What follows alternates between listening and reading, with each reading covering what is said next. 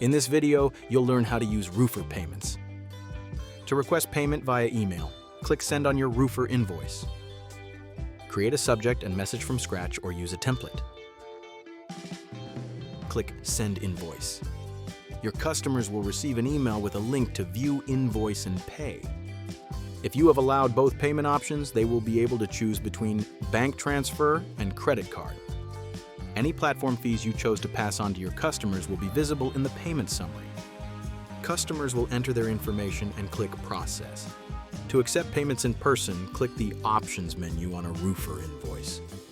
Select Create Payment. Then choose Collect Payment Now. Select if you would like to accept credit card or ACH payment. Enter the payment amount requested.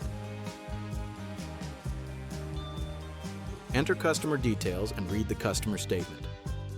Click Process.